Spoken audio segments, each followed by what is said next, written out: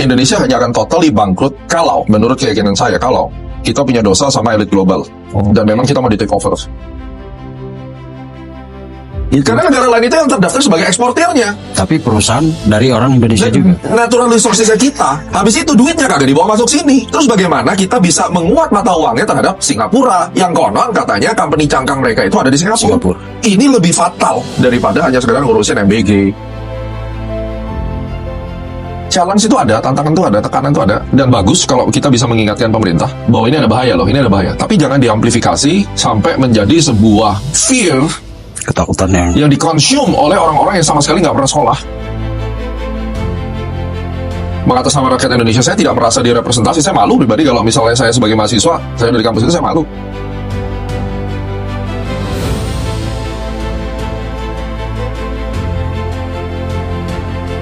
Belakangan ini riuh sekali diskusi, perdebatan, dan narasi-narasi tentang perekonomian Indonesia. Banyak orang, bukan orang awam, banyak pakar ekonomi yang mengatakan kita sedang dalam kondisi yang tidak baik-baik saja. Nah, salah satu tokoh yang sering muncul di perdebatan ekonomi itu yang sekarang ada di depan saya. Selamat datang, Profesor Gemma Guryadi. Thank you.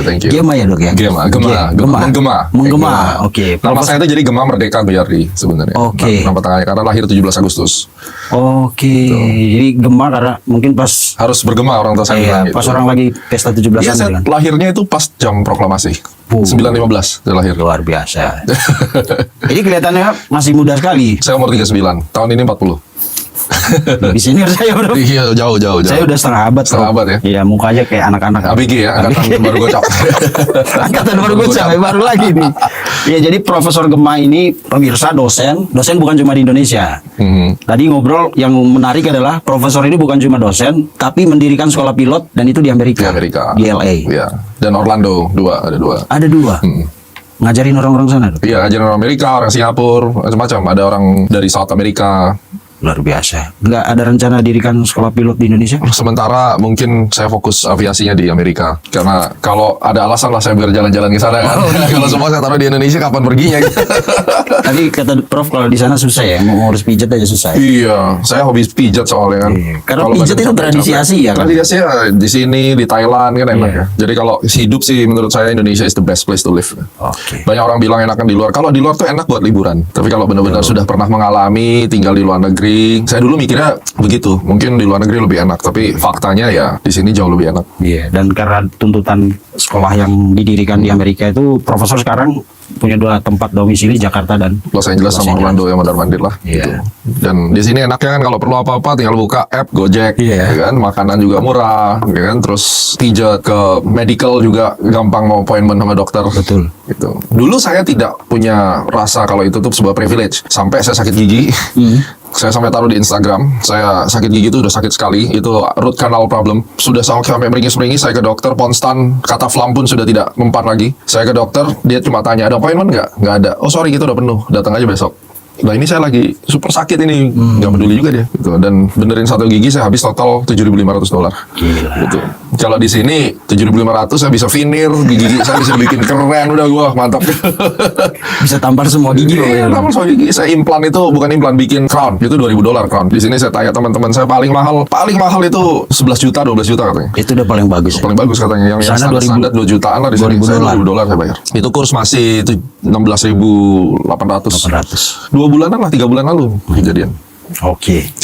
Itu intro singkat. Nanti mudah-mudahan Prof Gemma punya banyak waktu lagi, ada waktu lagi untuk kita ngobrol sini. Kita mau cerita bagaimana sih hidup di Amerika dan Indonesia itu yang sesungguhnya gitu. Karena kan saya bisa share secara detail. Saya 10 tahun di situ kan, sampai sekarang masih ongoing gitu ya. Every single detail, more than happy to share. Kalau mau pindah LA kurang apa, punya sekolah di sana ya kan. Tapi Prof memilih tinggal di Indonesia. Karena bagaimanapun rambut saya hitam, saya dibesarkan di negara ini dengan segala kekurangannya. Sampai hari ini saya bisa beli iPad, saya bisa beli baju, itu karena negara saya gitu. Yes. Itu yang harus saya hargai. Itu yang namanya nasionalisme ya. Bukan terlepas dari negara ini memperlakukan saya seperti apa, tapi kan bumi itu saya pijak di sini. Masalah negara ini seperti apa itu kan oknumnya, tapi NKRI ibu pertiwinya sendiri kan itu kita harus hargain gitu.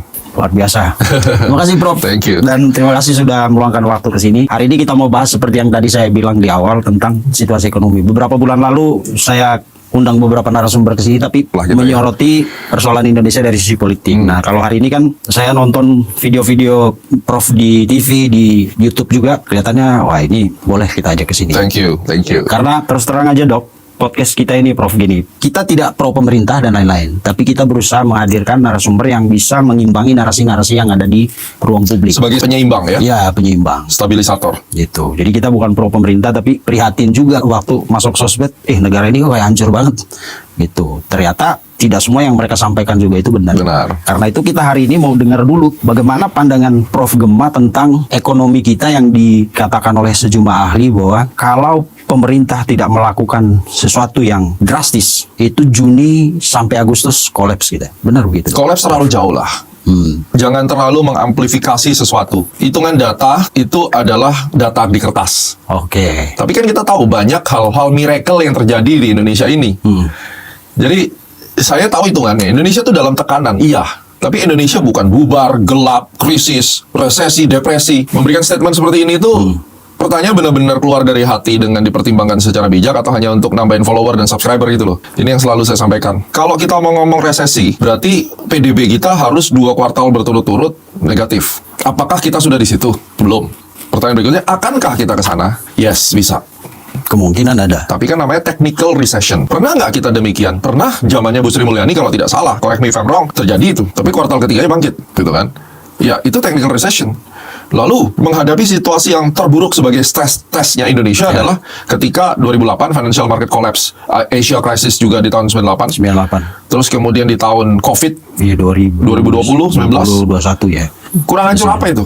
Betul. Ya kan? Tapi kita recover. Artinya, challenge itu ada, tantangan itu ada, tekanan itu ada. Dan bagus kalau kita bisa mengingatkan pemerintah bahwa ini ada bahaya loh, ini ada bahaya. Tapi jangan diamplifikasi sampai menjadi sebuah fear Ketakutan yang dikonsum oleh orang-orang yang sama sekali nggak pernah sekolah, tidak memiliki literasi, lalu bahkan tidak mau berinisiasi untuk meresearch, ya kan? Do your own research-nya tidak ada, hanya sebagai konsumsi untuk bicara antar warga RT RW, nongkrong sambil ngerokok, sambil nyacatin pemerintah tiap malam dari satu pendopo ke pendopo lain, dari satu WA group ke WA group lain yang awalnya kecil jadi gede. Karena yang namanya persepsi, mau benar mau salah, kalau itu diobrolin satu ruangan ini jadi 2 ruangan, jadi 1000 ruangan, itu jadi kebenaran. Yes. Nah, kalau dasar pemikirannya adalah sebuah statement-statement yang tidak bertanggung jawab, maka kesesatan itulah adalah menjadi kebenaran yang baru. Dan kalau kebenaran baru itu berlandaskan dari kesesatan, akhirnya jadi apa? Jadi seperti ketua BEM di salah satu universitas itu yang anak muda itu. BEM. Nah, ya kan? Iya. Itulah jadinya. Terus teramplifikasi dari dia, merambat ke seluruh mahasiswa yang, sorry ngomong nih dengan segala hormat, lu mending duduk belajar deh. Daripada, kalau kamu sibuk belajar, nggak mungkin lu punya waktu buat begituan. Mengatasnamakan negara lah, mengatasnamakan rakyat Indonesia. Saya tidak merasa direpresentasi. Saya malu pribadi kalau misalnya saya sebagai mahasiswa, saya dari kampus itu saya malu. Saya mending keluar dari kampus itu gitu. Karena saya tidak mau dicap sebagai mahasiswa makar. Dan kalau dikatakan, sekali lagi, kita bukan orang yang duduk di sini supaya buser, cabokin pemerintah gitu ya. Tidak, kita bicara fair gitu ya. Fair. Kalau dikatakan bahwa apakah reformasi dan revolusi itu diperlukan, belum sekarang. Kenapa? Kecuali presiden kita seperti Prancis zaman dulu, revolusi Prancis, Marie Antoinette, ya kan? Ya. Itu Napoleon Bonaparte kan itu. Napoleon. Dan presiden kita di framing bahwa jeopardize demokrasi. Gimana jeopardize demokrasi? Suku kenaikan BBM saja ditunda begitu lama. Negara-negara lain di saat situasi geopolitik itu memanas Langsung. Saya waktu US Iran War saya di LA. Saya ke Orlando juga. Waktu itu saya satu bulan lebih, hampir 2 bulan saya di sana. Itu bahan bakar BBM langsung naik 30%, 20% naik. Gak peduli dia hitungan satu malam karena di Amerika nggak ada subsidi. Oke. Di sini kan disubsidi. Negara terbaik. Iya kan? Subsidinya di mana-mana gitu. Memang kita masih kalah sama Malaysia. Malaysia murah BBM-nya. Ya. Kan saya juga ada bisnis di Johor Bahru gitu. Sehingga kita tahu bahwa saya monitor terus bagaimana bahan bakar di Indonesia, di Singapura, di ini apalagi saya di aviasi kan sangat sensitif masalah Ya. bahan bakar, Bahan gitu. bakar. Pesawat khususnya. Master, ya. Dan saya terpaksa harus memberikan fuel surcharge kepada klien-klien saya yang sewa pesawat gitu. Karena saya nggak bisa handle lagi gitu dengan cost kenaikan bahan bakar, saya pasti rugi. Jadi tidak ada bedanya saya dengan pemilik airline, karena saya punya pesawat banyak dan saya operate gitu ibaratnya. Saya operate pesawat itu untuk sekolah kan disewain ibaratnya. Nah, dengan demikian kan saya harus mempertimbangkan ini bagaimana ini kalau bahan bakar terus naik, saya harus bagaimana kan itu ya. Iya. Di negara sana nggak ada. Nah, di Indonesia kan kita masih dijagain kemarin. Betul. Yang dihajar dulu adalah Pertamax Turbo, di mana mobil-mobil saya kan memang saya isi Pertamax Turbo. Ya. Cari ruang yang tinggi itu saya udah kena duluan. Terus kemudian Dex diesel kan Dex. udah kena duluan. Itu saya punya mobil Korea Staria itu sekali ngisi 2 juta. Sekarang. Iya. Ya kan saya sakit kepala juga guys. Bukannya saya tidak merasa keberatan, tapi kan ini demi kebaikan seluruh rakyat Indonesia. Itu pun pertama masih di hold dulu kan. Tapi saya tidak percaya kalau Indonesia punya budget sampai akhir tahun seperti itulah janjinya pemerintah kan. Dan akhirnya emang naik kan. Saya sudah ngomong di podcastnya sama Bang Surpani waktu itu kalau tidak salah saya ada sampaikan bahwa kecil kemungkinannya kalau bisa bertahan tidak menaikkan. Karena APBN-nya kan kegerus kan otomatis. Apalagi dengan pelemahan rupiah gitu. Nah, dengan demikian kan kita melihat bahwa saya bisa memahami sudut pandang masyarakat yang kadang jengkel juga dengan statement yang terlalu overconfidence dan bombastis, kesannya adalah meninabobokan gitu. Dan itu saya sudah memberikan saran juga, jangan sampai kita itu memberikan harapan palsu. Everything gonna be okay, padahal nggak oke. Dalam tekanan, tapi juga jangan kebablasan ngomong bahwa kita ini gelap segala macam. Itu jelek dampaknya. Akhirnya orang mau belanja, orang mau invest, semua jadi wait and see. Even investor lokal pun mau bikin bisnis jadi wait and see. Gara-gara ketidakpastian yang diamplifikasi melalui orang-orang yang tidak bertanggung jawab. Ujung-ujungnya apa? Anda juga yang repot. Nggak ada lapangan kerja, bisnis nggak jalan, ya kan? Nah, ini yang harus kita jaga. Melalui podcast-podcast ini, kenapa saya bersedia bersuara melalui podcast, dan berterima kasih sudah diundang sama Abang juga, karena kita harus selamatkan, kita yang nge-defend negara dan perusahaan-perusahaan kita sendiri, gitu loh. Sebenarnya itu.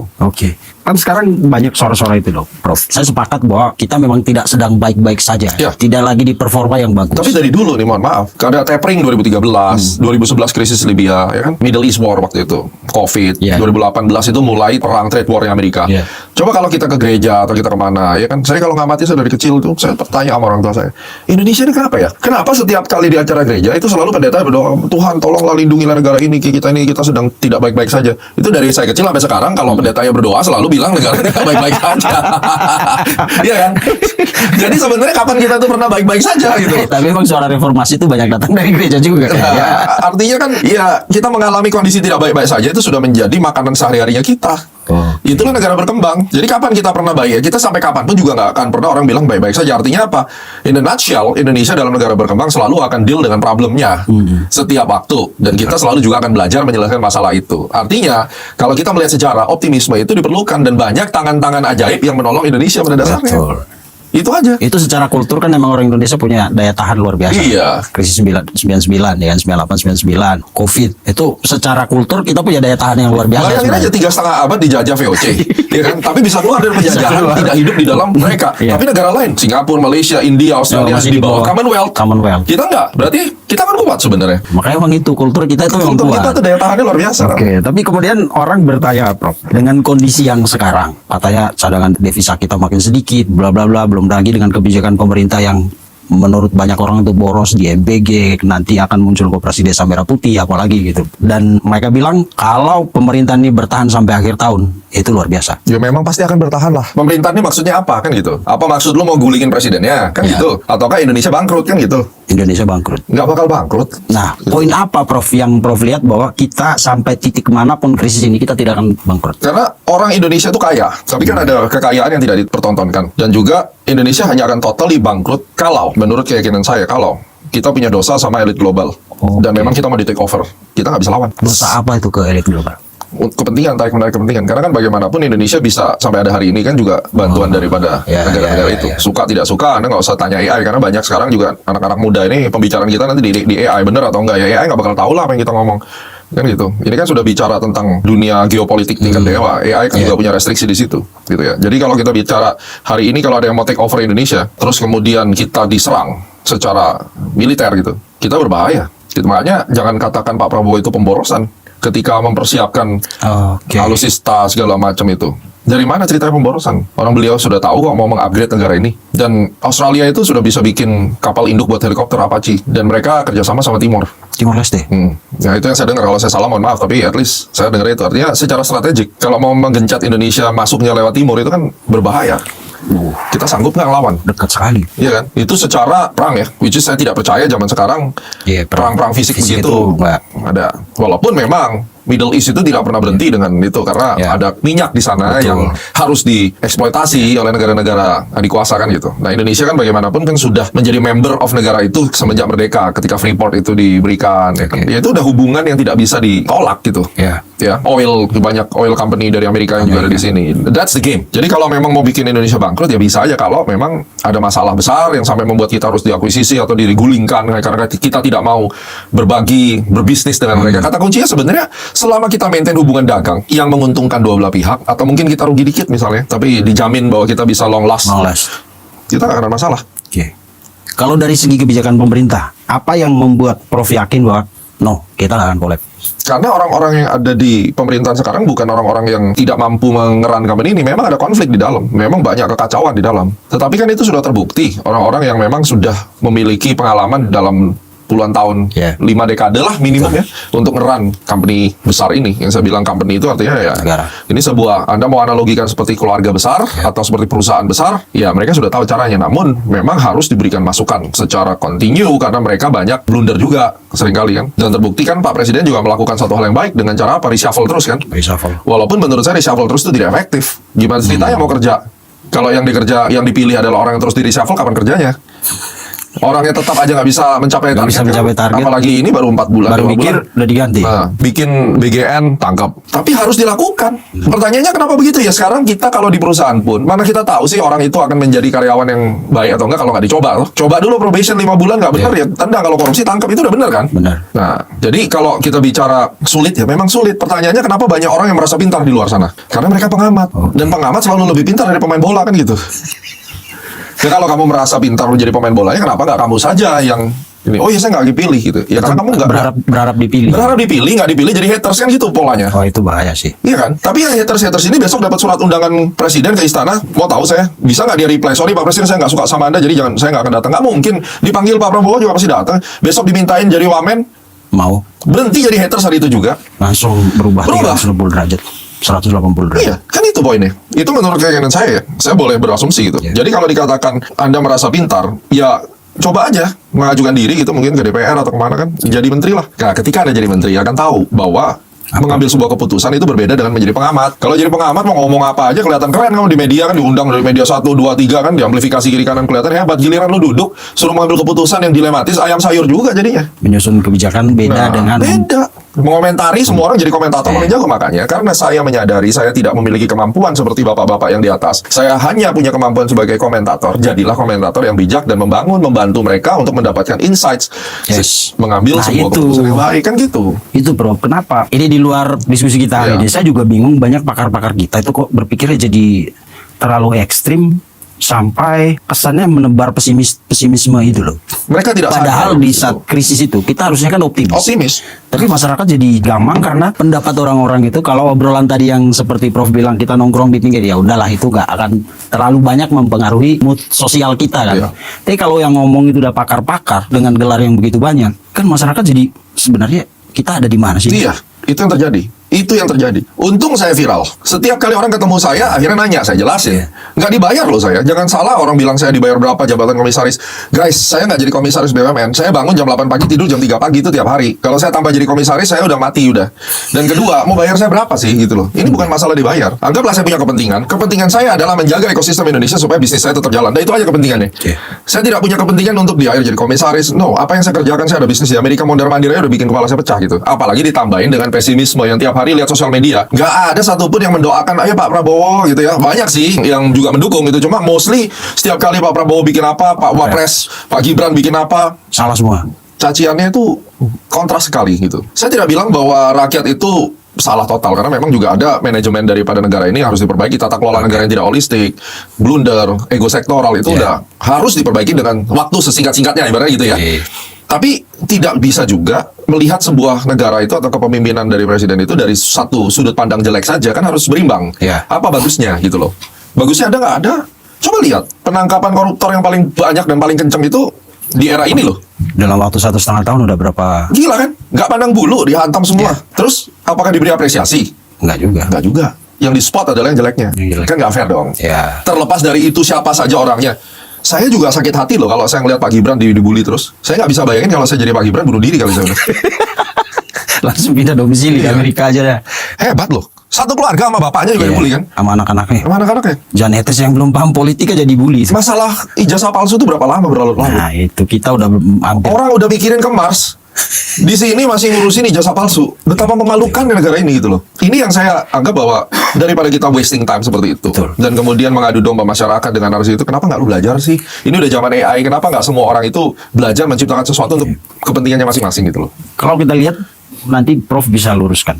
ini karena campur aduk antara politik dan ekonomi di kita ini susah sekali dibedakan. Bahkan yang lebih mendominasi itu kan urusan politik gitu ya. Itu yang membuat narasi-narasi di sosial media itu kelihatannya objektif, rasional, tapi setelah dikulik-kulik Ada ini ada warnanya ini. Benar begitu, Dok? Benar. Dan masyarakat tidak memiliki kemampuan atau belum memiliki kemampuan untuk memiliki metodologi penelitiannya masing-masing gitu. Untuk membandingkan yang mana nih yang fair, yang mana yang make sense, yang common sense. Itulah media juga punya peran. Mungkin karena arusnya terlalu deras sih. Iya kan, siapa amplifikatornya? Media kan? Mulai dari media yang resmi yang gede-gede atau media yang kecil-kecil yang berbasis Instagram, mereka bertanggung jawab atas kehancuran negara ini.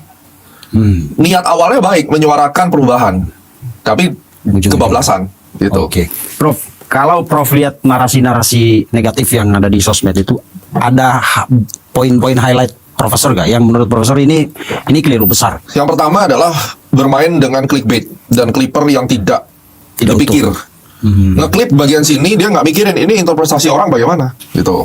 Terus kedua, secara terus-menerus menyuarakan koreksi kepada pemerintah tanpa mengimbangi dengan kebaikan yang pemerintah sudah lakukan. Jadi dia bagian kiri aja tuh. Iya, jadi itu kayak berat di kiri. Tujuannya kan baik. Saya percaya semua itu tujuannya baik, memberikan masukan. Ada yang orang akhirnya kehilangan kesabaran, akhirnya jadi makian, ya kan? Tapi media itu harusnya netral. Itu sumpah pers kan, sumpah seorang jurnalis. Nah, di Indonesia ini kebebasan bersosial media ini akhirnya juga menjadi masalah. Kenapa? Dulu sebelum ada Instagram, sebelum ada YouTube, semua itu kan melalui media cetak elektronik yang diatur oleh undang-undang, ya kan, undang-undang pers. Sehingga semuanya ada etikanya. Walaupun di situ juga kadang ada intervensi dari tangan-tangan gelap lah ya, kita tahu nggak perlu kita bahas di sini. Tetapi dengan kebebasan bersosial media itu baik sebenarnya. Transparansi itu menjadi lebih jelas dan itu dengan internet tidak bisa lagi dibatasi. Tangan-tangan gelap itu tidak bisa mengintervensi. Tetapi yang kurang di sini adalah etika daripada jurnalisme. Itu harusnya juga dimiliki oleh pemilik akun-akun atau kanal-kanal Instagram, akun-akun Instagram atau YouTube. Mereka harus memahami tentang filosofi bermedia. Ada batasan atau sumpah prinsip-prinsip yang tidak boleh dilanggar, tidak boleh dilanggar. etika. Walaupun kamu misalnya didanai oleh partai X, tapi kan ada sumpah jabatan itu tidak boleh. Misalnya dokter. Dokter itu walaupun dia dokternya dari Eropa, misalnya ini dokternya Jerman, ketika ada orang yang tangannya putus harus perang, tapi dia musuhnya, itu kan sumpah dokter, dia harus obatin. Kemanusiaan. Nggak boleh. Kan gitu. Walaupun dia itu dokternya Nazi misalnya. Sumpah jabatan, makanya di perang manapun dokter itu tidak boleh ditembak, perawat itu tidak boleh diserang. Karena dia beri dua pihak. Nah, itu dia. Atas nama kemanusiaan. Atas nama kemanusiaan. Demikian juga dengan pres. Walaupun kamu itu didanai oleh pihak tertentu, tetapi ada prinsip-prinsip jurnalisme yang harus dijaga. Pada dasarnya, semua pemilik Instagram termasuk astrologi sendiri, kita adalah media company. Dan ini yang saya sampaikan kepada tim saya. Hari ini kita bermula dari awalnya kita dari kanal YouTube, punya Instagram. Ketika kita sudah didengar sama orang dan ucapan kita menjadi referensi buat orang, prinsip-prinsip jurnalisme itu harus kau pegang. Termasuk editor video, termasuk kameramen. Saya pribadi yang melihat ini angle-nya seperti ini akan jadi framing. Ganti. Saya owner, turun tangan final editing saya QC. Karena saya tidak mau video saya dipakai oleh orang yang tidak bertanggung jawab ataupun dari kami salah menyebabkan mispersepsi publik, itu bahaya. Nah, itu kan prinsip jurnalisme. Betul. Ini yang harus kita jaga. Jadi gorengan nanti. Jadi gorengan. Jadi kalau ditanya kesalahan media itu, secara sadar atau tidak sadar terjadilah hal-hal seperti ini. Dan terus kemudian mengundang narasumber yang terlalu keras atau terlalu pro. Berat kiri atau berat kanan secara ekstrim, tendensius, diundang berkali-kali. Hanya karena lihat apa? Oh, ratingnya banyak. Ratingnya bagus. Indonesia kalau nonton tayangan berantem tuh seru. Ratingnya pasti bagus. Makanya kan adu ayam rame kan. Karena orang stres kalau lihat orang berantem tuh talk show kita itu ini apa namanya, modifikasi adu ayam. Itu dia, makanya kan kayak acara Lawyers Club, makin bersuara itu kan rame. Karena ribut gitu. Asik gitu kan dilihatnya. Dilihatnya seru. Sampai orang nggak mikir lagi benar gak sih yang dia ngomong. Yang penting rame aja. Nah, itu kan. Jadi kan kita sekarang nih pembahasannya sangat produktif. Kita mulai menjabarkan sebenarnya apa yang terjadi gitu loh. Mudah-mudahan ada yang sadar sih gitu. Kalau penonton kita rata-rata rasional. Mantap. Iya, mereka tidak melihat orangnya tapi apa yang disampaikan. Walaupun kadang-kadang kerjaan-kerjaan ya seperti Prof bilang dari tangan-tangan gelap dengan kayak buzzer apa, tetapi kita nggak peduli. Yang kita mau sampaikan adalah kayaknya kalau semua orang berpikiran positif, negara ini maju, bener. Kita keluar dari paradoks yang orang bilang ini kaya kok tapi rakyatnya miskin semua. Karena miskin itu bukan dimulai dari harta. Betul. Miskin itu dari mindset. Itu. Terlalu banyak orang berpikir negatif, bahkan tentang negaranya sendiri. Sebagai contoh, nggak usah menghujat pemerintah. Hari ini masih banyak yang jalan lawan arah ditegur marah. Sampai ada orang yang bikin konten khusus berantem sama orang yang lawan arah. Badannya gede. Iya. Coba. Terus jalan-jalan di situ ada palang dilarang stop, dilarang parkir. Dilarang parkir. Mikrolet stop, ngetem di situ. Persis di depan tulisan. Terus kamu mau berharap negara maju, mimpi, ya kan? Padahal di luar, di Singapura, salah nyebrang aja denda. Nanti kalau kita denda katanya pemerintah menjajah masyarakat. Iya, ini zolim. Zolim. Coba. Ya, mindset. Mari kita bicara fair gitu ya. Prof, kembali ke ekonomi tadi. Kan Pak Prabowo ini kelihatannya melakukan langkah-langkah besar kalau kita bilang. Walaupun orang banyak yang mengkritik juga, itu sah-sah aja. Sah-sah Tapi aja. kita mau melihat secara objektif, misalnya ada satu hal baru yang dilakukan oleh Pak Prabowo kemarin terkait ekspor satu pintu. Ya. Menurut Prof, ini prospek ekonominya ke depan itu akan seperti apa? Prospeknya bagus untuk Indonesia ketika kita melihat dulu kenapa sih sampai harus dibuat seperti itu. Dasarnya apa sih? Dasarnya ya karena banyak maling. Kan itu diucapkan sama Pak Prabowo loh kemarin. Bocoran 15 triliun itu Dan ya. dia bilang apa? Pengusaha banyak yang nakal itu kan ucapan Prabowo, bukan saya loh ya. Iya, iya, Jadi iya. jangan saya dipukulin gara-gara ngomong ini. Saya Enggak, mengkuat enggak. kata-kata presiden. Nanti Iya kan? Iya. Apa yang terjadi? Under invoicing toh, Iya. sama transfer pricing. Transfer pricing. Itu problemnya.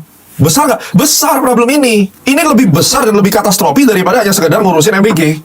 Yes. Kenapa? Karena uang udah dikeruk hasil alamnya, royaltinya kagak dibayarin secara fair, secara jumlah, habis itu dibawa ke sana, pajaknya yang didapat juga dikit. Karena dijual dengan harga murah. Nah, negara lain yang dapat untungnya. Dan di negara lain itu, Karena negara lain itu yang terdaftar sebagai eksportirnya. tapi perusahaan dari orang Indonesia juga. Natural resources-nya kita. Habis itu duitnya kagak dibawa masuk sini. Terus bagaimana kita bisa menguat mata uangnya terhadap Singapura? Yang konon katanya company cangkang mereka itu ada di Singapura. Ini lebih fatal daripada hanya sekedar ngurusin MBG, Betul. Kopdes. Itu internal. Ini adalah duit kita, kekayaan kita diangkut, dipindahin ke negara lain, dijual lagi, pajaknya yang dapat sana, trade balance yang dapat negara sana, kita dapat ampas. Terus mau ngalepin rupiahnya menguat, mimpi. Jadi pertanyaannya, yang terlibat di dalam pengerusakan rupiah kita juga para pengusaha. Itulah kenapa Pak Prabowo bilang pengusaha banyak yang nakal. Akhirnya represif juga kan, udah hantam satu pintu supaya duitnya balik. Iya. Tapi di satu sisi kita melihat juga, kenapa pengusaha sampai melakukan itu? Karena pengusaha juga sudah loss of trust kepada pemerintah. Atau terjadi perselingkuhan dengan birokrat. Iya, nah gini, kalau orang sampai mau diajak selingkuh, berarti ada kekecewaan yang terpendam secara bertahun-tahun, ibaratnya gitu. Iya. Iya kan? Iya. Buat apa saya harus bayar ke negara kalau negara tidak memberikan yang seharusnya diberikan, saya jadi persulit? Itu kan menjadi narasi. Betul. Nah ini kan konflik harus diselesaikan, hubungan bapak sama anak ini, clash di tengah yes. ini, ya kan? Nah ini kapan mau selesaikan? Karena core-nya itu sebenarnya saya selalu melihat dari core-nya, root cause-nya apa? Ini root cause-nya. Gara-gara pengusahanya apatis, akhirnya cari jalan tikus untuk menguntungkan dia otomatis karena dia merasa nggak ada gunanya lagi di negara. Pemerintah merasa lu udah gua bantu berkhianat ya. Karena dia harus mikirkan cost buat Negara buat company dia kan, dan dia ngerasa bahwa aku buka izin buka tambang eksplorasi, ada oknum-oknum yang memberatkan saya minta ini minta itu nyetor ini, terjadi loh. jatah ini, Nah. jatah dari RT malah. Itu dia. Oke. Jadi kan dia sudah ada sakit hati. Ya dia cari jalan pintas. Pemerintah nggak mau ngurusin ini bertahun-tahun. Akhirnya semua memiliki mindset yang sama. Jadi kalau ekspor satu pintu itu, taruhlah kita bilang upaya Prabowo untuk mengajari pengusaha-pengusaha nakal itu, kalau tidak diimbangi dengan pembenahan birokrasi di sektor yang sama, Sama nggak ada hasilnya juga dan justru malah menjadi hal buruk. Nah sekarang saya ceritakan. Idenya bagus, tapi launching pelaksanaannya eksekusinya. terlalu terburu-buru, prematur. Oke. Sampai Karena ini ide besar ya, Prof ya. Karena gini, ini Tiba-tiba- merupakan sebuah urgency. Yes. Karena nggak ada jalan lain untuk membuat rupiah itu kuat. Mau naikin suku bunga sampai ke berapa? Karena naikin suku bunga akan bikin NPL naik. Yeah. Terus kedua mau intervensi BI pakai duitnya siapa?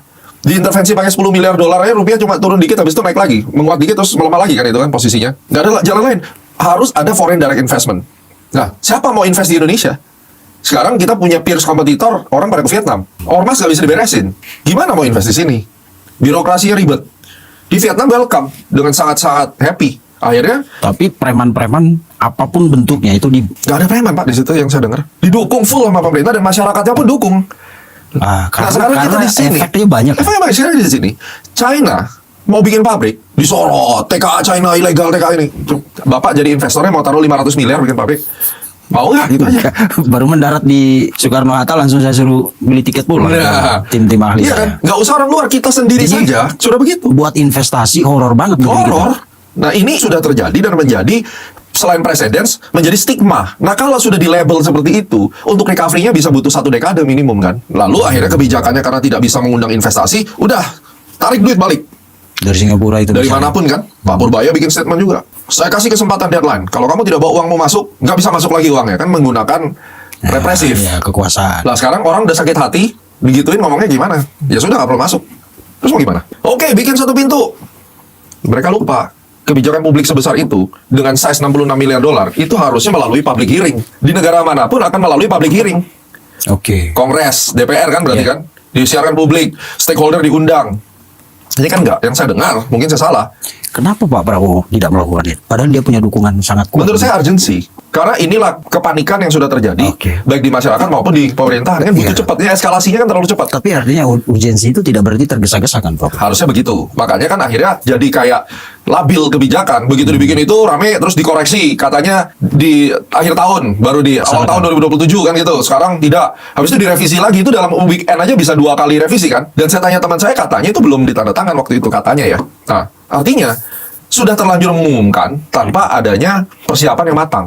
Artinya kemampuan konseptual itu lebih cepat dari Komunikasinya yang harus ditingkatkan kan gitu. Dan akhirnya sekarang keputusannya apa? Kita tidak lagi satu pintu, tapi hanya mengawasi. Itu bagus seperti Malaysia. Saya nggak tahu lagi nih nanti berubah apa lagi. Artinya simpang siur ini tereskalasi dengan dan kondisi itu seperti ini. mempengaruhi kepercayaan investor. Investor asing kan. Ya. Akhirnya kan nganggap lu negara apaan sih kan gitu. Kan itu Kayak akhirnya. OSIS SMA gitu. Akhirnya itulah yang membuat kita di downgrade ke triple B kan. Triple B. Salah satu faktornya kan di situ. Ketidakstabilan di dalam kebijakan itu Kebijakan. kan fatal sekali.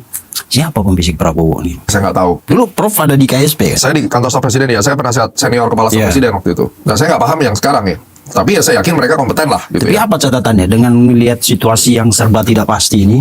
Kebijakan baru diluncurkan, tiba-tiba revisi, koreksi, berubah lagi, sudah diubah, minggu depan ada kritik, refleksi lagi, koreksi lagi, evaluasi, berubah lagi. Ini harus diperbaiki, nggak bisa begitu. Salahnya di mana kira-kira?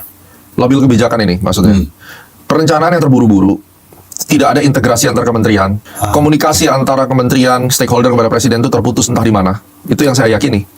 Banyak yang bilang di Seskap diputus. Ya. Waduh, saya nggak tahu kalau itu. Saya yakin juga. Karena katanya semua yang ketemu Bapak itu kan harus entah lapor atau difilter kan gitu nggak tahu. Mungkin difilter ya, tapi karena kan Pak Prabowo juga waktunya terbatas gitu ya. Jadi terlepas apapun mekanisme yang terjadi, faktanya kan outputnya tidak baik. Outputnya sedang dalam kondisi yang miskoordinasi. Itu bukan asumsi loh. Miskoordinasi ini sudah menjadi persetujuan umum bahwa komunikasinya problem, koordinasinya juga nggak smooth. Iya, Ini fakta. betul. Ya, jadi bukan asumsi, ini Bukan fakta. asumsi ya. Jadi apapun yang sedang dikerjakan sekarang melahirkan fakta output demikian. Berarti ada proses yang harus diperbaiki. Dari mana pemerintah bisa tahu? Ya mendengar suara-suara podcast yang dewasa. Ya. Mendengar suara-suara masukan yang dewasa, bukan suara-suara pengajak demo revolusi, itu tidak menjadi solusi. Mengakomodir tokoh-tokoh mereka. Anda mau mengganti presiden, mau mengganti wakilnya. Kalau sistem proses logika berpikirnya tidak dibenahi, siapapun presidennya, hasilnya akan sama. Oke. Jadi Prof sepakat kalau ada yang bilang menteri-menteri kabinet kayak tidak kelihatan bekerja. Bekerja sih bekerja. Bekerja. Namun saya tidak melihat adanya integrasi antar kementerian. Lintas sektor gitu ya. Yes, karena ini problemnya juga dari beberapa tahun yang lalu sih sama. Jadi sampai ada istilah ego sektoral itu kan bukan saya yang buat. Tapi ya. saya sekarang amplifikasi, saya sampaikan ke publik, ego sektoral itu apa sih maksudnya? Jadi Kementerian Keuangan bikin kebijakan untuk kepentingannya Kementerian Keuangan. Tapi dia tidak holistik. Holistik itu artinya apa? Dia harus mikirin kebijakan ini saya buat. Sudahkah saya berkoordinasi dengan Kementerian Perdagangan, Kementerian Yeah. Industri? Sudahkah kita itu berbicara bahwa kebijakan ini akan mempengaruhi sini, dampaknya begini? Walaupun oke kalau gitu, walaupun kebijakan ini akan membuat nama saya sebagai Menteri Industri itu bagus, tapi ini sebaiknya tidak dijalankan karena nanti teman saya di Kementerian Keuangan belum siap platformnya untuk menghandle ini. Itu tidak terjadi. Nah, saya bisa bicara begini tuh kenapa? Karena waktu saya di istana, tugas yang kami jalankan sebagai penasihat senior itu adalah terjadi bottleneck nih misalnya. Tugasnya Pak Muldoko pada saat itu adalah memanggil menteri-menteri yang lagi ribut. Jadi menteri A, B, C terjadi disagreement, itu diselesaikan di ruangannya Pak Muldoko waktu itu. Nah, kami penasihat senior tugasnya apa? Ada masalah itu dilempar ke kami. Ini ada masalah ini. Menurut kalian apa yang harus dilakukan? Bikin reportnya. Kita bikin reportnya 10 halaman, 15 halaman kita kirim. Nanti dari Pak Muldoko dirangkum karena penasihat senior dari berbagai macam, ada yang dari disiplin hukum, ilmu ada ya. dari mana-mana kan itu. Akhirnya kita submit report menjadi bahannya beliau, komunikasi dengan Pak Jokowi, terus kemudian mendudukkan sama-sama para menteri-menteri ini, diselesaikan hari itu. Nah, ini yang menurut saya adalah hal yang indah sebenarnya. Betul. Jadi ego sektoralnya ditekan, lalu ada wasitnya untuk segera menyelesaikan bottleneck. Nah kalau sekarang kan mungkin menurut saya, kenapa semua terburu-buru terjadi komunikasi yang putus antar kementerian. Padahal banyak sekali. Sekarang sebagai contoh, ketika polisi dan TNI mengatakan bahwa begal itu harus segera ditindak karena bahaya. Menteri HAM-nya bilang Menteri apa? HAM bilang. Begal nggak boleh ditembak di tempat.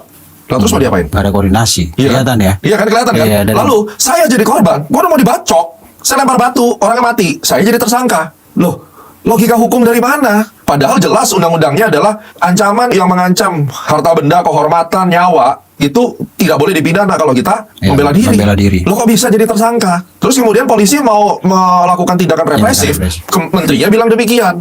Nah, ini kan salah satu contoh yang sudah terjadi. Terus mau gimana? Panjang. Saya yakin tidak ada yang menjabarkan ini podcast yang Ya, lintas sektoral itu ya, Bro. Betul. Dan akhirnya kita melihat pernyataan-pernyataan antar kementerian itu seperti talkshow rakyat bersuara juga kan.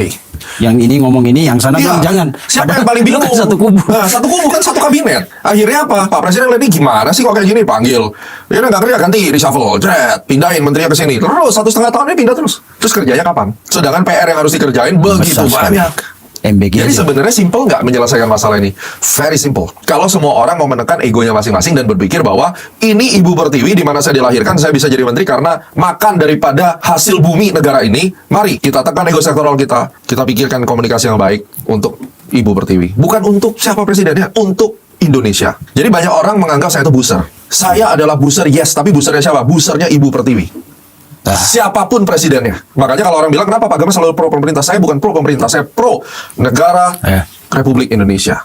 Itu poin saya. Ibu Pertiwi akan susah kalau pemerintah dia berganti dan dengan cara yang sangat tidak konstruktif. Betul. Jadi makanya Profesor termasuk orang yang sangat menentang kalau membandingkan situasi sekarang dengan krisis 99, 98, 99. Ya, saya membuat video membandingkan paralelisme bahwa Pak Prabowo itu, kalau POV saya yang saya sampaikan, bagaimana jika POV saya benar, bahwa presiden yang kalian hujat itu sedang mempertahankan kedaulatan negara, mencoba untuk independensi, apa istilahnya non-blok kayak gitu ya. Terus free business trade gitu, ibaratnya dia mau dagang sama siapa aja boleh. Ya kalau itu yang terjadi mau gimana? Gara-gara itu akhirnya Indonesia diporak-porandakan. Memang dengan semua kekurangannya, yes. Problem kita ada 3, internal, eksternal, sama geopolitik. Konspirasi. Internal nggak terbantahkan, saya setuju sama semua masyarakat. Harus diperbaiki. Ya, kita udah bahas tentang itu barusan ya. Betul. Tapi kita kesampingkan dulu internalnya. Eksternal kita nggak bisa kontrol. Apalagi Amerika lagi dipegang sama presiden yang istimewa juga. Unik, ngegoreng market pakai Twitter, gila loh. Sejak kapan kan gitu? Dia punya pengalaman jadi influencer. Iya, influencer jago sekali. Iya. Terus bagaimana Indonesia bisa catch up, negara-negara bisa catch up dengan perilaku yang tidak bisa ditebak oleh leadernya negara di kuasa yang setiap weekend bisa bikin manuver. Urusan Iran sama US aja, Masya Allah sampai hari ini kayak orang pacaran. Damai, putus, hari ini di blok lagi. Sampai akhirnya orang apa? Kan gue bilang lama-lama gak ada yang peduli lo mau buka tutup masa bodoh. Sekarang udah gak jadi berita, siapa yang mau beritain? Orang tiap 2 minggu ganti, ngambek-ngambekan berdua, terus bertemu lagi. Romantis. Gak pernah dalam sejarah geopolitik selucu itu. Gak pernah. Jadi dalam 2 minggu ganti-gantian. Nah, ini urusan perang loh. Urusan perang, bos. Bukan urusan nego. Urusan perang dalam 2 minggu, hebat juga Trump ini. Iya kan? Ini kan hal yang tidak pernah ada di buku manapun, tidak ada di teori manapun. Karena Trump bilang kebenaran hukum internasional itu nggak ada. Hukum internasional adalah kebijakan gue kan. NPD sejati. Hebat, gue bilang tuh hebat nih presiden. Berani dia, top, salut ya for Mr. Trump. Nah, Pak Prabowo juga harus mengambil sikap. Ya kalau lu main kayak begitu, gue dagang sama lu, mahal dong. Aku beli alat-alat persenjataan ya, aku beli dari negara lain lah yang bisa bahkan ngajarin saya bikin kapal selam sendiri kan gitu. Betul. Itu buat siapa guys? Itu buat negara kita kan. Tapi kan ada konsekuensi. Ketika dia ke Prancis berkali-kali, saya udah lihat. Setiap Pak Prabowo ke Prancis marketnya jatuh. Tanggal dia pergi 3 kali. Itu bukan kebetulan. Konspirasi. Itu signal. Gue gak suka lo ke sana. Lalu dipublikasi kan. Wah, sekian miliar dolar tambah dihantam lagi karena deal kepada Amerika itu baru janji. Tapi kan pada Eropa kan pesawat kapal-kapalnya udah nyampe, Rafale lah, Airbus A400. Sementara sama Trump masih janji beli kan gitu. Kan yang saya dengar bahkan termasuk bandara kita yang di Kertajati mau dibikin MRO. Iya. Baru janji. Itu baru janji juga. Tapi yang sudah secure deal dan udah membayar kan sama Eropa.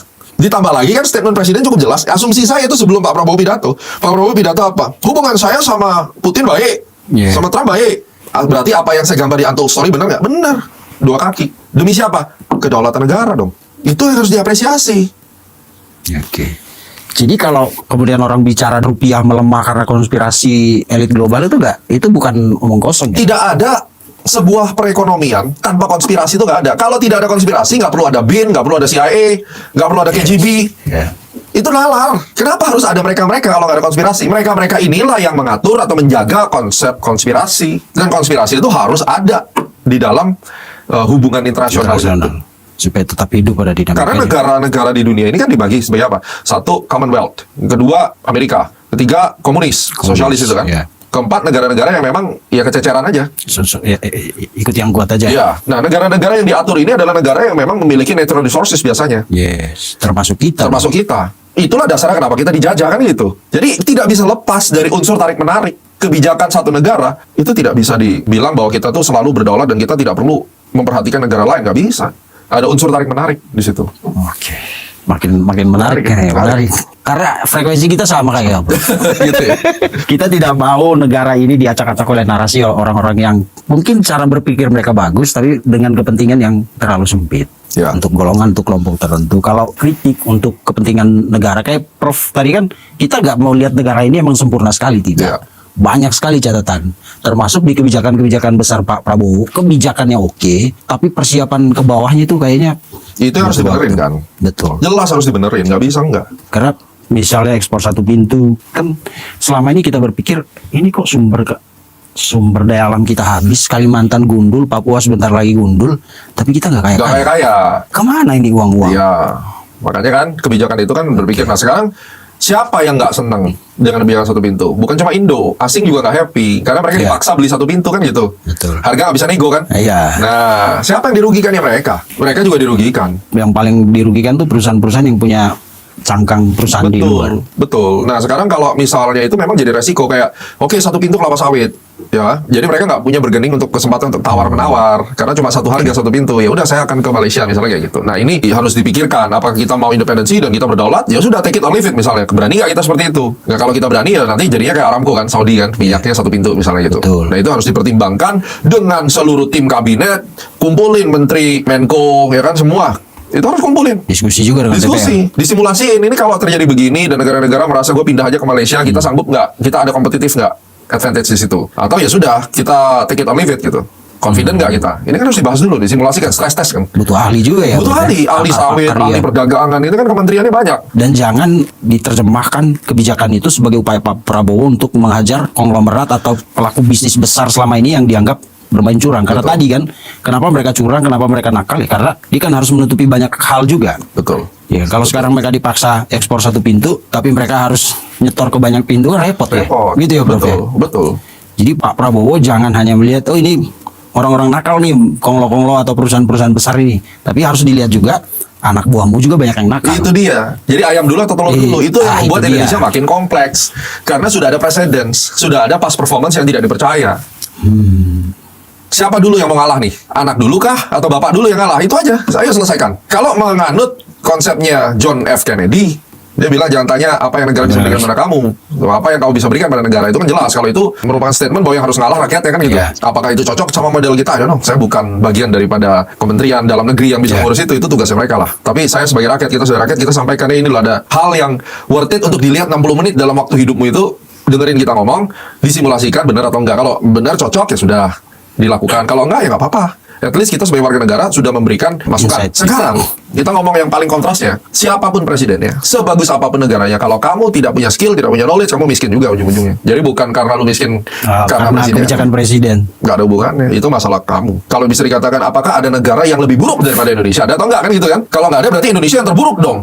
Apakah itu yang kamu yakini? Kalau saya enggak, saya ngerasa bahwa Indonesia ini kalau lempar benih ke aspal, kasarnya gitu, itu akan tumbuh. Terbukti apa? Kamu cuma punya modal gerobak sama pisang goreng, lu bisa-bisanya di trotoar bikin Di trotoar. dagangan. Betul nggak? Ditertibkan marah. Iya kan? Dan menertibkannya kan juga pakai demokrasi lagi. Masih pakai tarik menarik. Padahal dia salah. Yang salah siapa? Iya kan? Terus tanah orang dibikin rumah gubuk, merasa itu tanah gue. Begitu mau diambil alih, Digusur HAM. minta ganti rugi. Apa dasarnya? Apakah ini bisa terjadi di negara lain? Enggak. Nah, ya kan? Terus apakah ada negara yang lebih miskin daripada kita? Ada nggak? Ada. Ada. Jadi jangan ngerasa kayak kita yang paling buruk. Enggak, gitu loh. Ya kalau misalnya kamu sendiri tidak berusaha mau presidennya siapapun ya tetap miskin loh. Pajak kita termasuk yang termahal nggak di dunia? Enggak juga. Masih banyak negara yang lebih mahal. Bahkan Singapura ya mahal sekali ya. Singapura mahal. Jauh di atas. Ya memang dia punya ada public school, Ya. dia berobat apa segala macam. Ya itulah, ayo pemerintah perbaikan dong. Jangan cuma masyarakat disikatin terus sama pajak. Nah, setiap kali saya pulang dari bandara dari luar negeri, saya tidak pernah ke negara manapun pulang negara landing itu deg-degan seperti di Indonesia itu ada. Tahu nggak kenapa?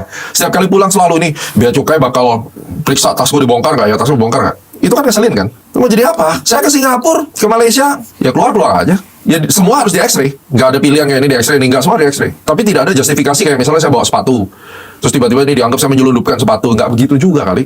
Iya. Itu terjadi kan di negara ini gitu. Sorry ngomong nih, ini kan yang membuat akhirnya sedikit demi sedikit masyarakat tuh benci sama pemerintah gara-gara itu. Betul. Oknumnya kan, aparatnya kan. Terus mereka semua di bawah siapa? Kementerian mana? Keuangan. Dirjen Bea Cukai ya. Iya kan? Nah terus, Itu prof yang orang Indonesia. iya. Kita gak ngebayangin orang-orang yang tadinya mau datang untuk entah sekedar riset atau membuat penelitian untuk menaruh investasi di sini. Di pintu masuk lu aja gua udah dipersulit. Nah. Bandara itu kan pintu masuk, Pintu masuk. sebuah negara. Kalau dibikin serumit itu birokrasinya repot juga. Repot. Di China itu rumit. Saya waktu landing di China. Nah, dari situ kan saya harus membandingkan secara fair bahwa bea cukai kita memang harus perbaikan. Tapi saya di China lebih parah ternyata. Saya waktu landing di China, saya punya tas itu isinya kamera. Memang ada event di situ. Kamera saya padahal jelas-jelas bekas loh. Dia tanya ini kamera buat apa? Ini beli di mana? Benar kamu udah pakai? Saya disuruh buka, dilihat foto-fotonya. Lebih ekstrim lagi kan? Itu China, Pak. Dan saya warga negara asing. Kalau di Malaysia asing nggak terlalu diperiksa. Nah, tapi kalau di kita itu kan ada cerita sampingannya, Prof. Kalau di Cina, emang itu sistem yang mereka berlakukan. Dan strict, nggak pandang bulu. Kalau di kita kan, kadang-kadang kalau pejabat ya udah lolos, lu mau bawa 10 kamera juga aman. Kalau rakyat biasa, ini 10 kamera mau lolos nggak? Setor berapa gitu. Karena kadang-kadang itu Penyimpangan yang terjadi ini yang membuat ketidakpastian hukum yang seperti ini, yang membuat akhirnya orang merasa ya sudahlah kalau gitu semua bisa diatur gitu kan. diuangkan. Akhirnya terjadi under invoicing kok. Nah, itu tadi maksud kita. Iya kan? Hal-hal Larinya kan ke kecil sana. yang dari bandara itu Gambaran kecilnya gitu. betul. Tapi kan jelas Pak Menteri sudah menertibkan ya, diganti, dicopot bea cukainya kan. Ya itu perbaikan bagus. Tapi mari ayo terus kita dukung dan masyarakat jangan takut melaporkan. Laporkan secara baik. Betul, dengan jangan dikarang-karang lagi, Iya, ditambah-tambah dibikin betul. drama. Oke. Betul. Prof, saya yakin diskusi kalau kita nggak stop nih Sampai pagi. bisa sampai sore.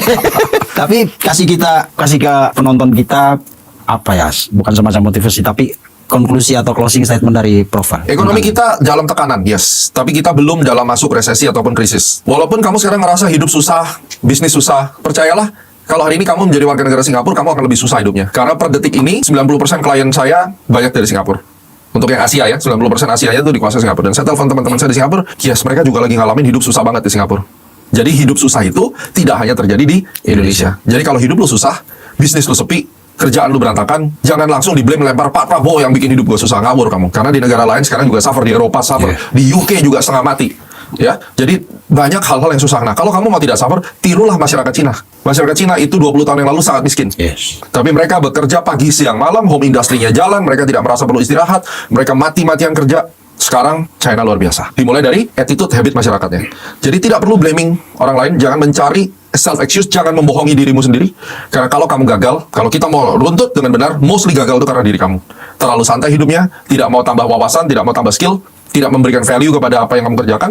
That's what happened. Dan di Indonesia sekarang ini sangat membutuhkan orang-orang yang kompeten, sangat gampang cari kerja. Nah ini sebagai penutup. Banyak orang bilang cari kerja susah. Yes, susah buat kamu yang tidak punya skill. Kalau kamu punya skill, kamu bisa public speaking yang baik, kamu bisa berpikir yang baik, daftar ke Astron aja deh. Saya lagi butuh minimum 15 orang yang memiliki kompetensi.